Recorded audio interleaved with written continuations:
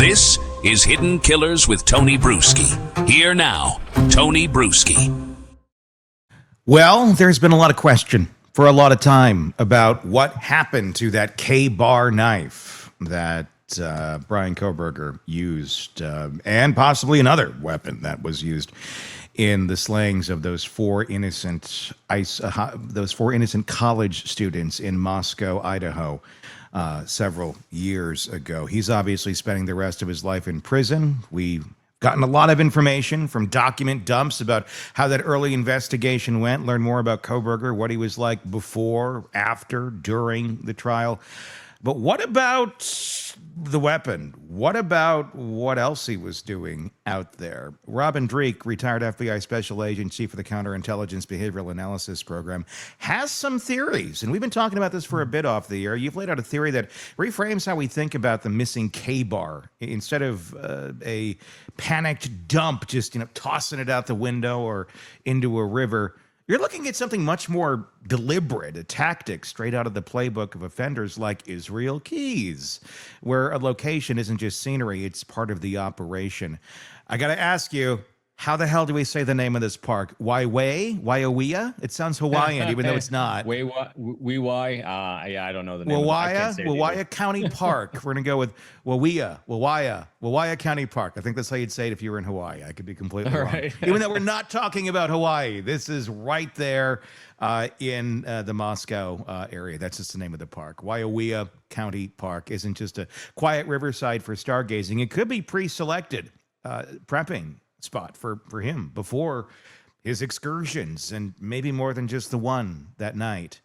Let's start by dissecting the tactical side here, the terrain, his patterns, and the criminal tradecraft that might point us towards where that knife currently is. What brought you into this line of thinking that maybe he's got a hidey hole, kind of BTK-ish or Israel Keyes-ish? Give me your thoughts. Yeah, Tony. So this came about just from all the data points and statements that everyone's been making along this entire road. And I remember just sitting with you and watching live the victim statements during the sentencing, and it kind of hit me. It hit us already on this one, but kind of hit me even harder. I think that, wow, this guy has not done an original thing during this entire process. He is the epitome of a copycat, being Kohberger. He emulated so many people like these. There's four main people, because what I did was, so with that kind of mindset, I'll back up, with that kind of mindset of he did nothing original, and I'll actually go through there's only three things that were original in what he did. Mm-hmm. It wasn't by choice, it was by accident, right? Yeah. So everything else he's done came about, it appears, because of his study under Professor Ramsland. Yep. And then when we put that together with Howard Bloom's great book, When Night Comes Falling, and also his statements where he kind of theorized and had some conjecture that he was doing certain things to impress her, and then kind of superimposing it with our thoughts of maybe not try to impress her, but maybe be a study for her, because let's go looking at him if we want to take that leap, because without a diagnosis of what we've done, but take that leap of he has a high level of psychopathy, because he definitely looks like he's got a high level of psychopathy with his totally known emotional effect, being able to do what he does. And so with that, it's all about grandiosity, and grandiosity is trying to outdo someone. It's about having the attention on them.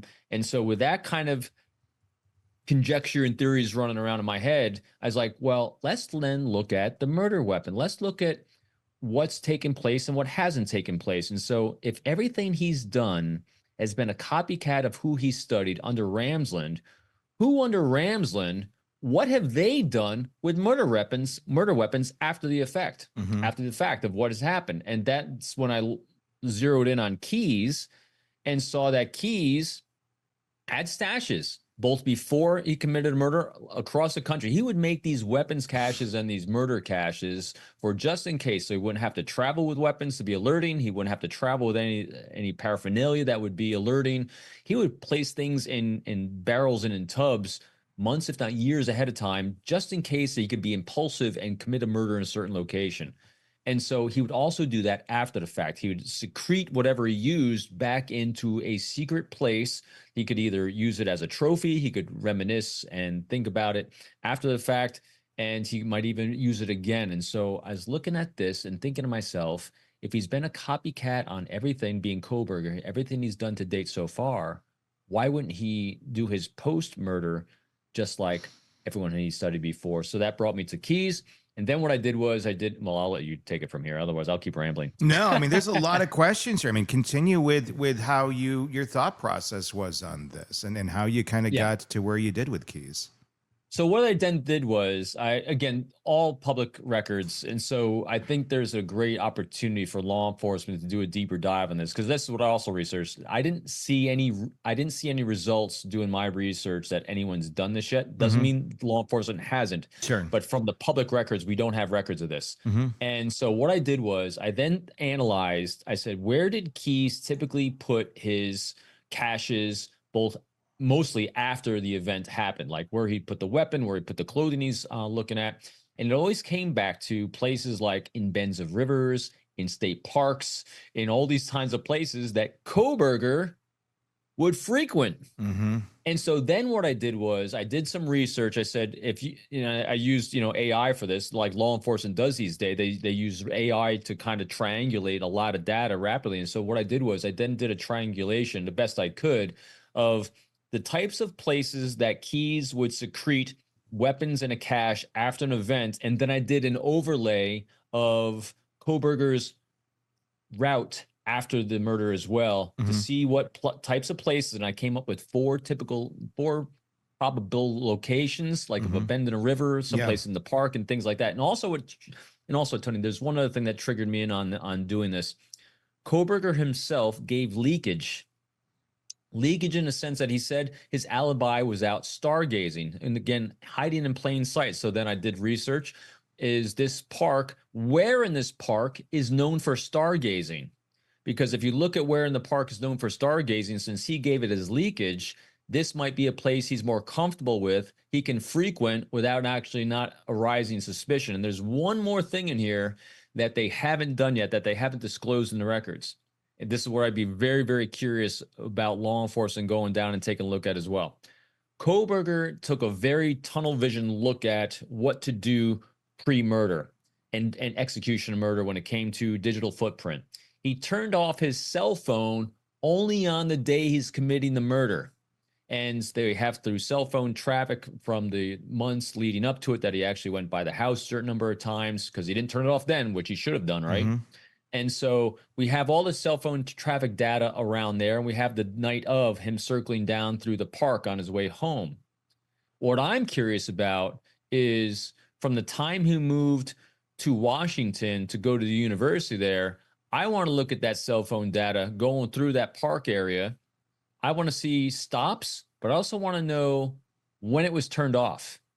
I want to know the areas it turned off. And I think we might be able to do an overlay between what I saw from similarities between where Keyes placed his and where the AI is saying that these are some likely potential locations to check. And when you actually throw cell phone assessment data on top of that, we might have some pings, pure conjecture of where he might have stashed the bloody clothes, because blood is also going to be a trophy, something to remember. The knife, and all these things that he might be reminiscing about, more than a selfie in a shower where he's smiling and grinning like a psycho. It makes you wonder, it's like he's still sitting there in that cell, like hoping maybe one day I'll get back to that hole that I dug in the ground. And the thing is, if he did in fact hide these items somewhere in a park, in a hole, is there any incentive for him to admit this out loud and to say this, or is it better that it's sitting there and safe there for him should he ever want to return? Obviously, I don't think he planned on getting caught. He planned on having this kind of as a place to return to, not just to get his stuff, but also to revisit and to commiserate, to view his trophies and fantasize. Yes, that's the word I'm looking for. So we just simply look at you know, when we have these types of questions, I think the best place to go for the answers is the place that he went for his inspiration for everything. He's got four main people that he was emulating the entire time. And we look at what they did. And in this case, definitely BTK. He kept stuff, you know, he's in jail for the rest of his life in prison. And so he didn't reveal everything right away. He leaks it out to keep the attention on himself. Yeah. So here's a theory. So if we have four people, we got BTK, we got Ted Bundy, we got Keyes, and there was one other that he's been emulating. One other in there that he's been emulating a lot of, because those are who Ramsland studied mostly. Her books, her writings are on those four, right? Yeah. And so if we're looking for answers on what a probability of what he'll do next is, let's just follow one of those. I'm going down the BTK road, and that is when he eventually gets out of solitary that he's in right now, if that happens, because he will be under severe threat because the conclaves are going to get him. That's not going to work out well when that happens. Right. And as he very bluntly said, the big D's coming for you. He better get his story out now, whatever he wants to get out. Yeah. Because I think he may be a bit incapacitated shortly. So when he first starts having the capacity to communicate, I'll be really curious as to the leakage he might start giving, because if it's there, eventually he might start leaking it to keep that attention. It's going to come in the form of, and again, I don't think he's motivated. Well, I don't think, who the hell knows what I think, but his motivation seems to be the attention, not the profit. So him writing a book or someone writing a book or doing a study on him, I think that's when it's going to come out. And so I think it's going to come out in drips and droves, not because it's his choice, but that's because what BTK did. That's what all these other people did. Or anyone else he might wind up studying while he's in there. And for what purpose? So let's go down for what's the motive? So if we're going to go down Howard Bloom's, and again, I give a lot of deference to people that have actually done a deeper study or dive, because they've interviewed so many people, including the journalist that worked with James Patterson and his book. I think they did 300 interviews for that one, she said. Yeah, she was out there quite a bit. Yeah, and so when you look at that, you look at their data points and see what ideas they come up with, they have credibility to me. Not that that's exactly right, but you got to look at it. And this idea of Ramsland really, really resonated with me. But now it does how, like from what effect, for what purpose. And I think it really is to the grandiosity, to be in her mind, the most interesting thing that she wants to study for the rest of her life would be success in his mind. Yeah. It makes you wonder what exactly his thinking was beforehand.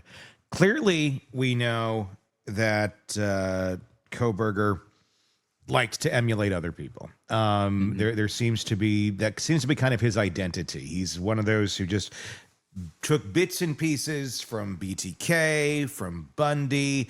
There's nods to fictional characters like Bates Motel, the Norman Bates Psycho, American Psycho, the Papa Roger, Elliot Rogers. That's the other one. Yeah, that's the other one too. Yep. There's all these. It's like he's a cornucopia of all these different characters, but not really knowing who exactly he is. So it's not shocking, the idea here that he's also, would be emulating the idea of burying these things like Israel Keyes did or like BTK did. What do you think, Robin? I mean, initially, if he started this, and I'm going to call it a hidey hole because that's what BTK called his. How do you think that started? Did it start prior to committing crimes, or was this more in the time window, you think, when maybe he was committing some of these smaller crimes where he was breaking and entering into homes? He suspected of that in several different areas. Yeah, obviously they found the ID cards in his glove box, which we'll talk about in a little bit. But I wouldn't be surprised if there's things like that initially began this hidey hole, or is it a combination where it's his trophies, but it's also maybe where he hides the weapon, where he keeps it out of his own home so they can't find it, but it's also a place where he can go get it when he wants to use it, which maybe he very well did that night in November with the Idaho 4. Yeah, well, all these things are that escalation of that life arc that he had, and even the break-ins that the suspected break-ins that he was tied to or potentially tied to that are coming out in the court release documents. That just confirms more of what was suspected, and that all these people back in his hometown in Pennsylvania are putting together after the fact too. That Mm-hmm. came out in Patterson's book. So Yeah. that's just following an arc of just deviant, unhealthy behavior that typically does come about with these type of people in the murder realm. What was interesting too was the the idea of, and it's been confirmed even more so with the court documents being released, that they still have not found any, even though I know Howard Bloom thinks it was all about the one girl. There's still no Maddie, conclusive. Yeah, there's still no conclusive link between him and any of the victims. And as we now know, he had bought that K-bar knife prior to his going out to Idaho way for before. school. Yeah. Right. So if you're looking at, and he'd started studying criminology before going out to Idaho. So if Mm-hmm. you're looking at that arc, I think it was always in his mind to do this for quite some time. And so that's why going out there and laying down a cache Mm-hmm. before he even selected a venue and individuals possibly is exactly because that's what Keyes did. He was opportunistic, creating a cache for something he's going to be using when the time comes for him to use it. Mm-hmm. And I really think that that's a probability of this happening here. Because so let's just go law of probability. Sometimes you can be off, and sometimes be on with me on laws of probability. But when you come down to Kohberger's behavior, again, the research I did, everything he did in the execution of this completely aligns with four other people. We said it, Dennis Rader, Bundy, Keyes, and Papa Roger, right? Mm-hmm. So with that, the only things that do, so it's easy now, let's look at what doesn't align. The only things that happened that did not align with something that someone else emulated ahead of time is leaving two victims, because that it was not part of his plan, right? Leaving a nice sheet behind and returning to the scene of the crime so soon after. Because I found that interesting. They said that returning to the scene of the crime is like, how could that be new? How could that be original? Actually, it's the idea of return to scene of the crime wasn't original. So soon after the event was the part that kind of broke a norm from that pattern. So if you're looking at everything he did, there's only those three things that stand out that are outside the pattern of what he's emulated in someone else. So why wouldn't getting rid of the weapon be the same? Yeah, I mean, and the thing, I mean, there's a lot of killers that he could have emulated where they did throw it into a river, but the fact that we see that he goes to these parks in terms of his vehicle patterns, and that's the big question, because I don't know how far back they looked at these vehicle patterns. They obviously did for some amount of time where they could tell that he was stalking them. I just wonder how far it goes back. I mean, does it go back even further than what they looked at? Because I think there's a big possibility that there is something in these parks, other than knowing the fact that he hit these parks before the crime, and he would go there quite frequently from his other vehicle activity. How do we begin to think about where in the park these things might be located? These are big areas of space, as all parks are. They're very wooded. They're not just like, hey, here's the park on the corner with a playground. This is like wooded area, hiking trail type territory. I guess my thought would be look back to Israel Keyes, look back to Robert Hansen, look back to BTK, the types of places maybe they would have hid things, or more so in that sort of atmosphere. How do we get down to where, if somebody wants to try and find this, how do they go about doing it? Yeah, so I did that. And again, I don't have real-time data because I'm not there. Sure. But when you do that overlays, the typical place that Keyes would do these things is bends and rivers. They always near water because it allows you to secrete it in a hiding place as well as dispose it in that body of water if you chose to do that as well in a last minute boo-boo, right? Yeah. But also you want it to be easy to access and explain away on your typical route, but also not frequented by other people. That's why these parks, these walking trails, there's lots of probability of those being the locations. And when looking at these, and so bring it to the spirals, as you mentioned Hansen, we were given, I remember this. This was so funny. We were given tips by defector sources, high-level Russian defector sources of where they had caches that they. So what happens is when you have a Russian illegal, when a Russian illegal is placed in our country, years and decades in advance of ever being needed, typically what they're doing is they're placed in this country just in case things sour between us and that nation in Russia, and we kick all the diplomats out.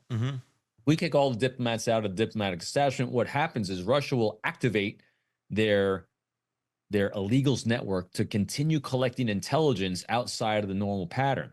And in order to do that, they have to first go to a cache of cache information, coding equipment, transmission, all, a cache of tradecraft that allows them to act in those capacities. And actually, we had information that told us where those caches were.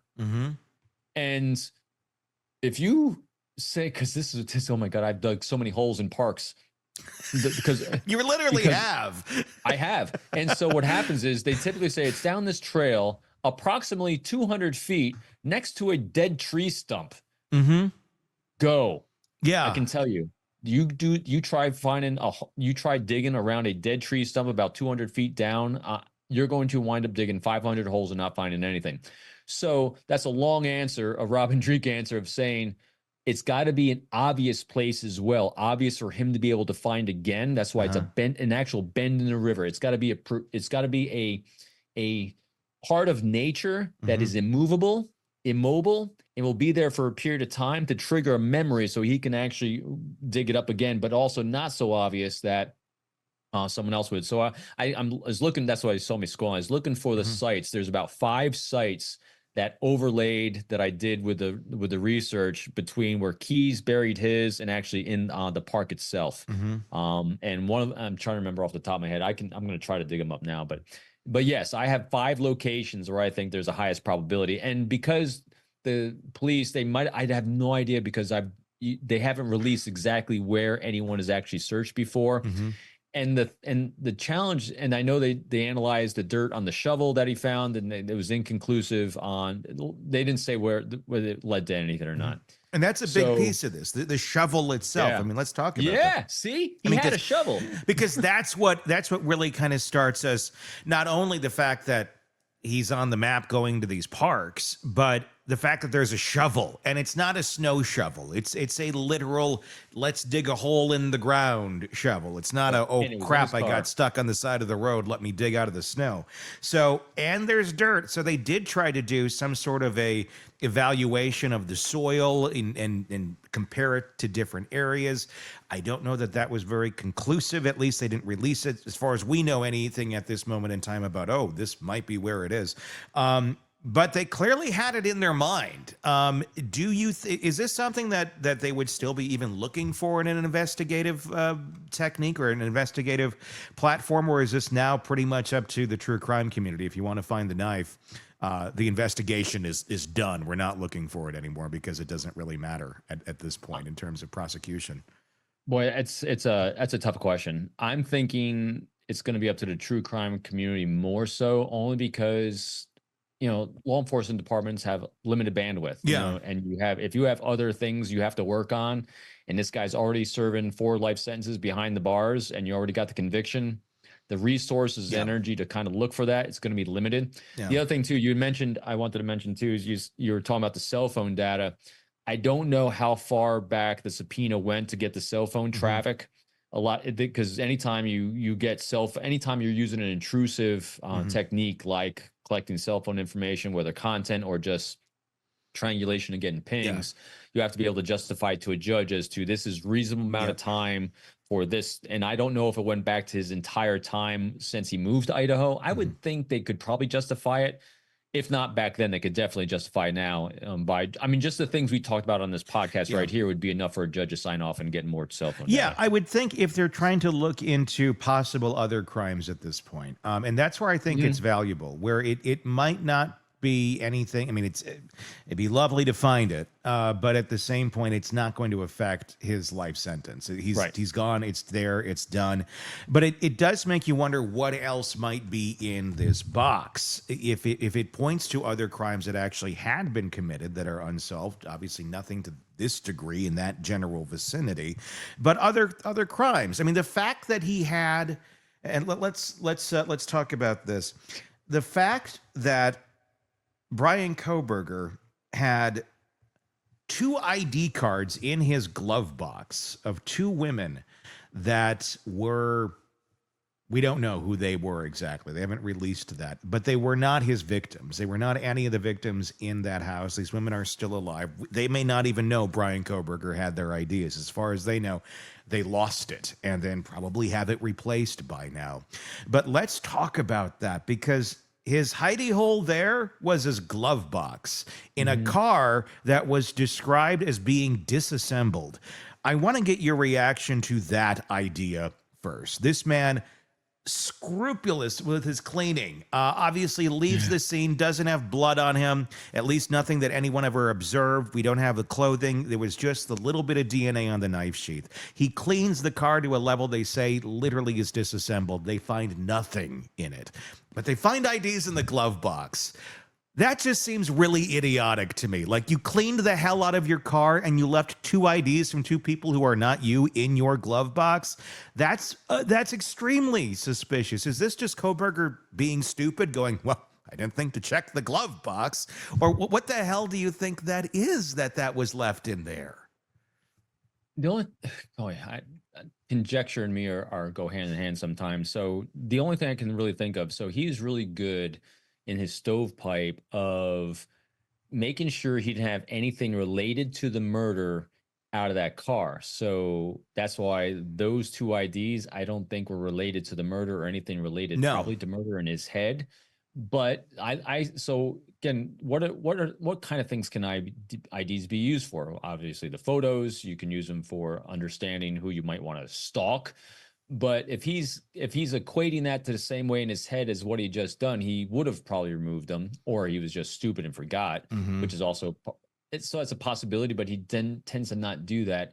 I'd be curious where those IDs are from, because maybe he wanted to get access to something else and he wanted to use those to understand how to get access to something. Maybe make a clone of one of those things. I don't know. There's, again, just down to conjecture. There's a lot of things IDs could be used for. Was it for a use, they necessarily meant for targeting. What was it for? Any sort of use, or was it just for a control? Was it just for feeling that control of, I got this from them? I mean, it's. There's no reason to have anyone else's ID on your person. There's very few reasons I can think of. Like, you're going down the water slide? Okay, I'll hold on to your ID for you. I mean, and we do know that he was not treating these female students very well at all. If they're from females, he could have literally just taken them and found them just to screw with them. Because he is vengeful. He is very vengeful, and we have data points on him being vindictive and vengeful. So it could have been just for that. Again, anytime you have an outlier of new data that comes in that just kind of spikes, there's lots of.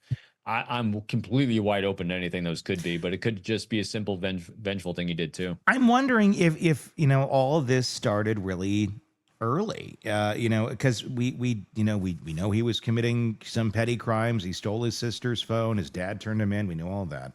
And there are people there in the new book that came out, the James Patterson one that talks about Idaho 4, right? Yeah, where it talks about him going into like a family friend. He was friends with the son and broke in or took things from the mom. The mom figured it out. Eventually, gets called on the carpet for $20,000 worth of, if not more. Like serious theft, but isn't turned in for it. He apologizes when he's called out eventually, and just kind of goes on his way. And she says, "I don't ever want to see you again." And he's like, "Okay, bye."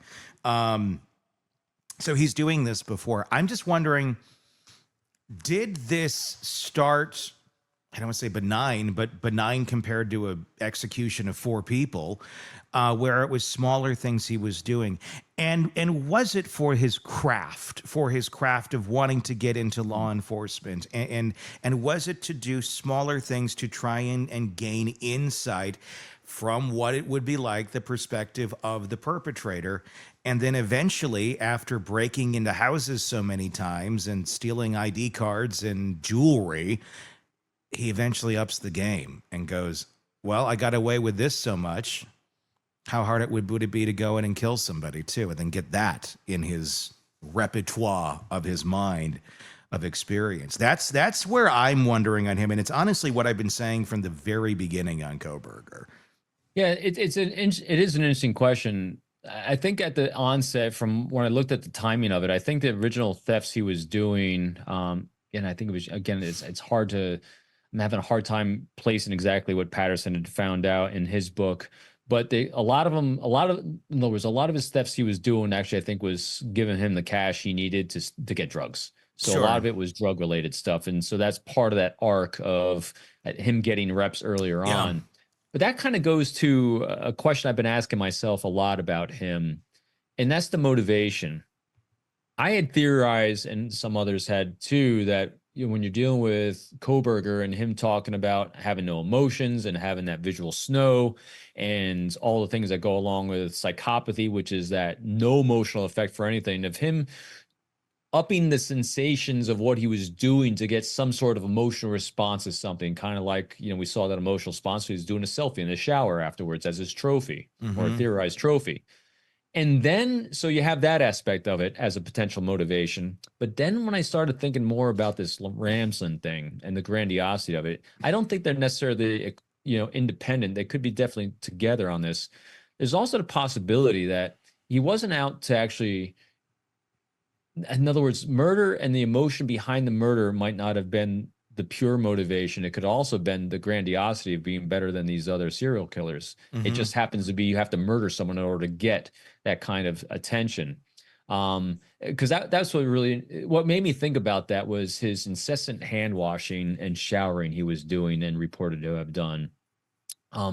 That is, it's interesting. It's just one data point, and I've seen that behavior with others before that have done something or been part, like you see it with people that have done things that they have shame over. Again, I didn't do a deeper research on this to update my knowledge base on this, but I've seen it from people that are suffering, having done something, been part of something that they just want to get the memory off of them, so they actually become neurotic like that. Look, so I'm just really curious about that whole thing. It's a common human thing to do. I mean, honestly, like I can tell you, and I've seen it, and I've talked to many of people where, after a breakup, after something really big that's happened and has come to a close, and not necessarily that you feel shame over, but you feel, a sense of change, a sense of loss. I can guarantee the best times I've cleaned my pantry and really narrowed it down was after a breakup.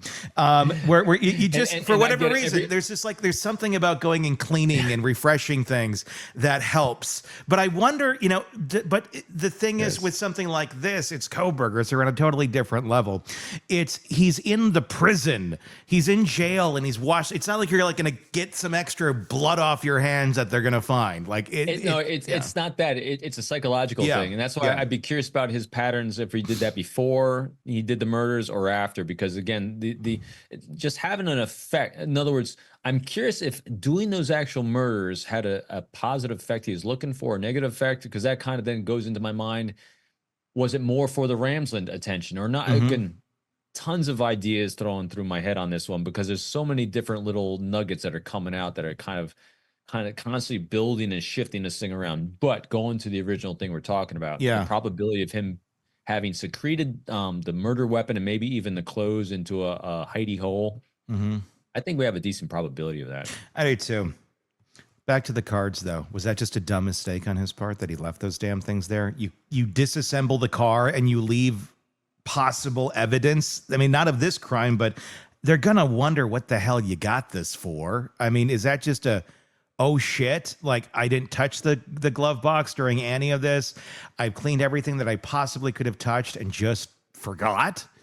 I think it's both. I think it's him being stupid because he has a lot of stupid in him, as well as unrelated to this. Yeah, very narrow shift in thinking. Like that's a different thing. He's very narrow. He's very narrow in his focus. That makes a little more sense, I think, when you think of it that way, of why that would be there. And it's just so foolish at the same time.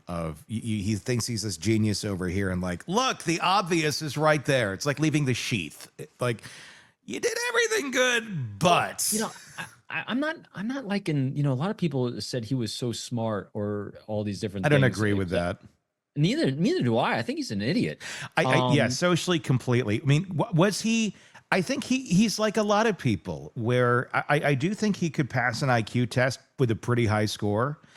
But that doesn't necessarily mean socially he's very smart on how to handle anything. I'm gonna say he's only gonna be average. And really? Here's why, Tony. Yeah, because he did not execute all this information in his head at a high level. But I don't think people with high IQs do that because they're operating in a different zone. And when you actually apply it to the real world, it doesn't apply unless everything is within their own control, which clearly with this, it was not. But I think he has the appearance of a high IQ to some only because he doesn't sleep. Yeah. So I've known a lot of people. I went to the United States Naval Academy. I was surrounded by extremely brilliant people. Mm-hmm. And I also witnessed people that weren't as brilliant, but all of a sudden were able to do very, very well academically because they put in a lot of time and effort and energy into doing X, Y, and Z. And when you look at Kohberger, he put in a lot of time, effort, and energy into X, Y, and Z of what he was doing. So I don't think, to me, just seeing reps from other really, really brilliant people I've seen in my life, because not being on the low end of it, he strikes me as someone that just put in a lot of time, energy, and effort that others weren't willing to do that might have been more intelligent and more talented. Because, I mean, just look at the people that he was studying. All of them did a much better job than he did. That's true. No, that's very true. So because he has... I guess I'm equating emotional intelligence. Obviously, he's got 0 to IQ as well, which they're different. Which you can be really strong. If you're really strong on one, you're probably not really strong on the other. He has zero EQ, 0 emotional intelligence, and I think he only strikes me as moderate on IQ. And again, it's effort level that I think really got him to notice of people. Because I mean, who is into this kind of stuff as much as a degree and actually had the bandwidth to dedicate it? So again, boy, I love stuff that was pops in our mind as we're going. So all other people that he's studying with, they all have something he doesn't. Social life. Social life takes up a lot of bandwidth from normal human beings. And so when you're a professor and you're looking at your pool of students and you're looking at grades, you're looking at effort, and you're looking at all these things, who's going to stand out as being exceptional? The one that is dedicating 100% of all the energy and everything they're doing to the craft that the professors there are caring about. Meanwhile, all these other students can be very, very good students, but they actually have life that is actually infiltrating into their performance. I know this because, I have 2 kids that are very into what they do, and they're talented and exceptional. At the same time, though, they're able to excel because their bandwidth allows them to excel because they're focusing on their craft and not on the chaos that other people are focused on. So I really think he didn't strike me as anything great. He struck me as someone that emulated a lot of people and just think about this. He put so much time and energy into what he was doing. You think he'd be better at it. You would. He's someone who I think, like many of us do, though. I mean, I identify with what we do or our craft as part of, who we are, a very big part, more than just, I do this and my whole life is over here. Sometimes it's very intertwined. I feel like he found worth, because I think it was one of the few things in his life that actually, he was somewhat good at compared to others. But obviously, not perfect by any stretch of the imagination. And validated for it. You know, when Yeah. you have a professor saying you're doing well, doesn't matter how good or bad you are at something. I mean, how many of us at a young age, because that's becomes part of our life arc, we pursue things. I mean, Tony, you're a great example. You fell in love with doing radio and doing this kind of work at a young age of 14 because No, someone actually along the way, 2, but see what I mean? on It was the air, part of- officially on the air, but I've been talking to a mic since 2. spark and inspiration all those years ago. Yep. And so because someone along the way, a situation probably validated you that you're good at it. And so when someone gives you that kind of affirmation that it allows you to feel safe, allows you to feel valued, you're going to get the reps in because those reps become rewarding to you both from the outer and the inner. And so when he was rewarded finally for the first time in his life for studying after he overcame drugs, after he got in shape and he lost the weight, he's going to now follow that arc of criminology, and he's going to do it obviously in an extremely unhealthy way in the end. So I think that became part of that arc, as you were just talking about. I agree. Let's talk about Kohberger's sleeping habits, because you brought that up. You brought up earlier, you know, he doesn't sleep, and that's what we've been hearing in newly released documents about his time in jail. This guy, I didn't know you could be up in jail late at night. I thought they kind of made you go to sleep, but I guess they don't. So he's up, he's disturbing the other inmates because he's moving around, he's doing stuff. I mean, it's you know, you look at Kohberger and he's fairly vampiric, which is just his image, the vibe he gives off. What do you make of that? I mean, and is that a common thing amongst killers that of the past? Is he emulating someone? I wonder about that. I haven't really dug into that. I don't know. Of staying up late and whatever the hell he's up to, he's doing it in odd hours. He's not necessarily doing it in daylight, it seems. I think that just goes to it again, pure conjecture on this one too. I just think his brain is so broken, the chemical imbalances in there, it throws off everything, you know, because sleep is regulated mostly by melatonin and our body's natural rhythm. He doesn't have one probably. And so it throws it all off. Plus, I mean, you can't even imagine what the hell's going on in that brain. You know, the kind of machinations it's going through and running through and scenarios it's running through. Because again, that he fixates on things, as we've seen. He's OCD in a lot of things he does. And so that's probably what's happening in that brain is it just gets wound up and just keeps going, probably around really inane things that aren't going very far or effective at all. Because if you think about it, here's someone that's up all the time, studying so much, and he still sucked at what he did. Yeah. Is prison going to bring, how do you think prison's going to affect Kohberger? If he's, because obviously he's only been there for a little while. I know he's been in jail, but this is prison. And he's in solitary confinement right now and will be for the foreseeable future. That can do a number on a lot of people. Look at Richard Allen, the man accused of being the Delphi murder, which obviously we don't agree with, but that threw him for an insanity, made him psychotic. He was suffering psychosis. He was eating his own feces. He was running his head into a wall. And he wasn't even convicted yet, but that's a whole other story.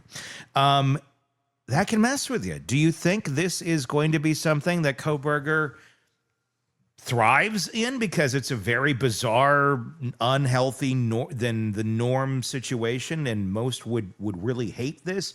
Or is this something where this is going to make him, you know, more deep in some ways in terms of his thinking, because it allows him more time to just focus on his madness? And or is this really going to exacerbate his madness and make it come to light of just how utterly crazy his thinking is if he tries to speak aloud at some point? Boy, it's hard to say. I only know the effect of isolation on a healthy brain and healthy people, you know, as we've seen with Richard Allen, but also throughout time. You know, the first explorers in the Arctic or anywhere in the world, or even people that get stranded on islands, you know, it shows the effect of us emotionally. That's why they do these great studies all the time of, you know, prolonged space travel. If we ever want to go to Mars, you know, they do a big study on this because psychologically it takes a special kind of person to be able to handle that.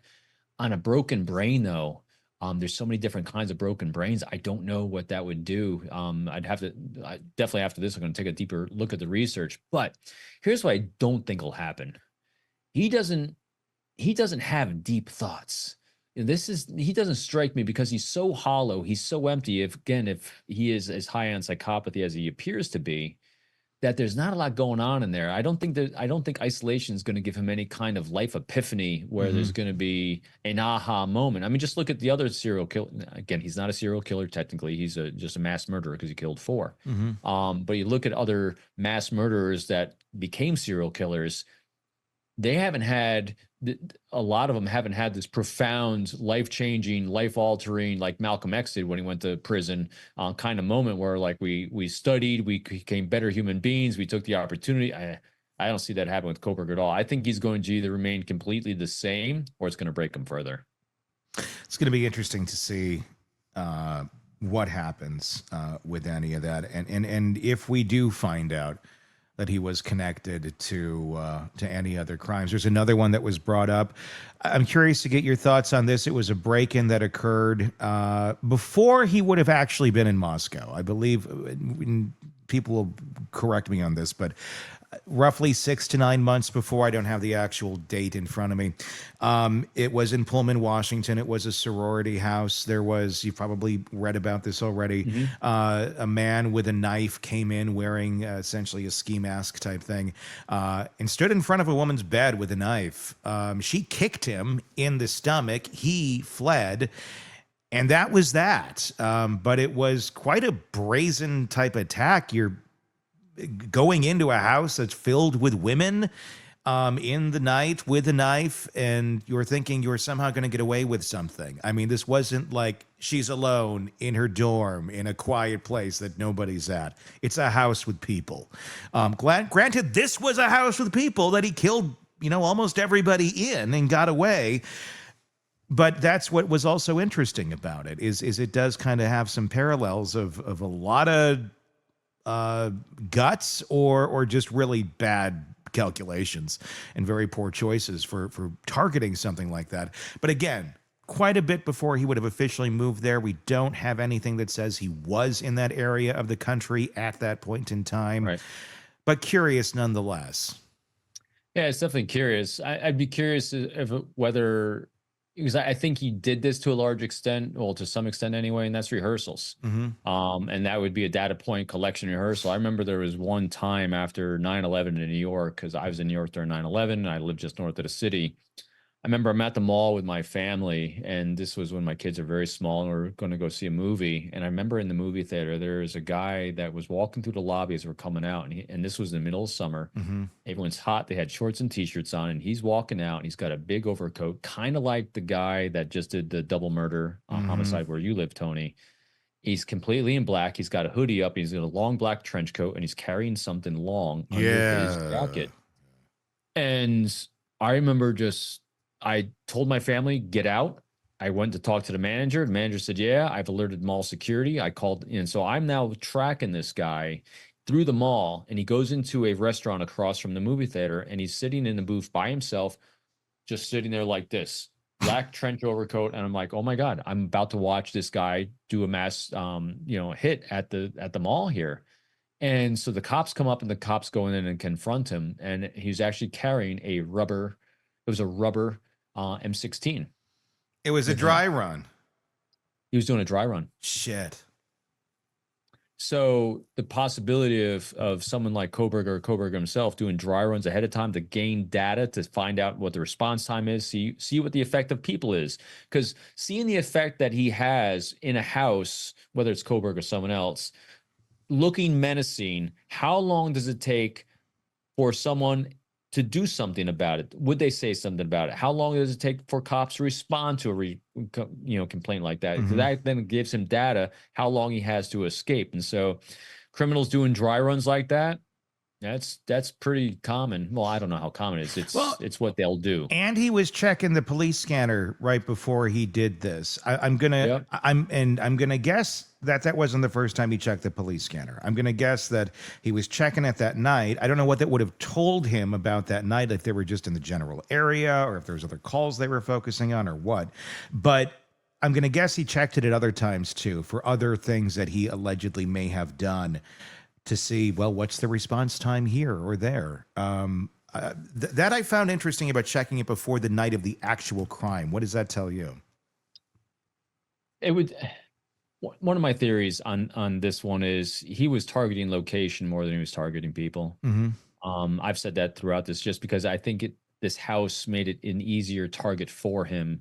And in one way you identify that is by how much traffic is coming in and out through law enforcement presence, Mm-hmm. and what kind of things are happening that you're seeing there. Is it because people are loud because there's parties and there's a lot of people in and out? That's what he was looking for. If he's looking for venue first, and then who's in Mm-hmm. that venue that I can target.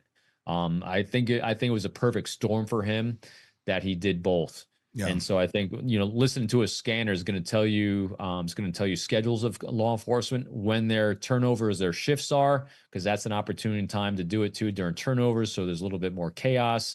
During the nighttime, there's definitely not as much presence. You're also looking at who's on. I mean, granted, these are things I'm coming up with. Who knows what he's coming up with? But you're looking at who's on duty, who's actually has a reputation of being on their game, and who's not on their game in the world of law enforcement. Again, I think there's only 37 sworn officers in Moscow, so it's a small department. Yeah. And out of those 37, how many are on patrol? So these cops have reps. They have an image. So those are all data points he could be collecting and taking in just by having a scanner ahead of time. But again, I might probably given him way too much credit, because he did not have the maturity and didn't have the reps of understanding how law enforcement actually worked. And why do we know that? Mm-hmm. Because he bagged up his trash and put in his neighbor's trash. Yeah. Yeah, exactly. Okay, I got to ask this because I know the audience is still sitting there going, okay, what happened with the guy in the mall? Were you, I want to ask you, were you packing? Were you ready to draw if you saw him pull something? And what happened to him? Yeah, so I actually was behind a pillar. I sent my family out of the mall to safety. Yeah. And I was standing behind a pillar thinking to myself, oh my gosh, I'm going to have to shoot someone. I work counterintelligence, me drawing a gun in 22 years. It happened once on a bank robbery call out we did as a group. But I was thinking I was going to have to potentially shoot this guy until the cops showed up, because I was watching him and seeing what he's going to do. And if he's going to make a move, I was saying to myself, well, I was going through my deadly force policy. I was making sure it's going to be a good shoot if I had to, so I could, live through this, defend other people through this. So what happened is cops came in, they interviewed him, and they determined that he was not a threat, and they sent him on his way because he didn't do anything illegal. But they detained him because he was suspicious and able to actually get enough identifying stuff on him. Where he went from there, luckily, I never saw a shooting at the mall after that. So, but isn't that disturbing? I mean, right after 9/11, the whole "it's see something, say something" prime time in New York. That was December. I remember that was December of 2001. And they're just sending this guy on his way. Law is law. It's an amazing thing. It's amazing. My time in the Bureau was it had moments. And I remember there's many times, like I worked a lot with the CIA and other 3-letter agencies. And I remember there's many times when the CIA, we knew someone was doing something horrendous on behalf of a foreign government. And like disclosure of classified information. Is one of them. We knew someone that was having disclosure of classified or mishandling, I should say. The only thing we had on this person was mishandling the classified, even though we had suspicions it was going to the place it shouldn't go. But at the time, we only had mishandling classified, which is a misdemeanor. And I remember we'll have the CIA come in and saying, "Why don't you just arrest him and put him in jail and throw away the key?" I'm like, "That's nice, but we have this really cool thing called the Constitution." Yes. The things I couldn't do because I was law enforcement and federal law enforcement were pretty intense. Yeah. When I retired, I could do so much more research on a human being than I could when I was I could not do open source information searches on an individual unless I had a case open on them. There's a lot of things I couldn't do because I was a federal law enforcement officer upholding the Constitution of the United States, which meant I was under rules and regulations of what I couldn't do regarding a human being, and the amount of focus I could give on them, reasonableness, because that's always what courts go by. So it was pretty limiting. What I mean, as on the surface, as a citizen, a bystander out here, one would go, why wouldn't you get him? But at the same point, I'm going to assume, I'm going to guess, I'm going to hope that that they did start to, like, this guy's on the radar now. Like let him 100%. back to wherever he's coming from, and let's see who else he has with him, because that could end up opening up another big cell of something if it was going to be something by letting him free. I'm going to guess that's where it went, more than just let's lock him up for a few days. And 100%. So now what happens? So someone like that becomes a data point, and that data point, you have home of record, you have criminal history, you have vehicle history, you have all these different things. You now have a friends and associates that you can now identify if they actually were asked him to take a look at his. Back then, we had flip phones. We didn't have full cell phones yet. So they could actually ask. In other words, they're detaining him so they can voluntarily ask for certain things, and if he responds and they can get it, becomes a lot of data points. And so those data points then say, are you what network of individuals are you part of? Is this associated with something we already know that's going on because we have intel, we have an investigation over here, so you're another leg of that, or are you going to start a whole new one? So it's not just like they let him go, or we let anyone go after someone displays suspicious activity and it's just a dead deal. Sure. No, if we see this in cases, when people let that stuff go, then when something horrendous happens, someone says, all the red flags are there. Why didn't law enforcement do something? Since I never heard of anything coming back to this again in a negative way, it meant they used that data in a productive way to shut down whatever it was, or this guy was just a lone wolf moron out doing something stupid that day, testing law enforcement because he's a pain in the ass. True. There's a lot of stupid out there in the world, and he might have just been one of them. Yeah, I mean that's the other. It's not always as deep and dark as we think. Sometimes it's just as deep and dark as someone's bedroom and their dark closet and whatever the hell they're conjuring up.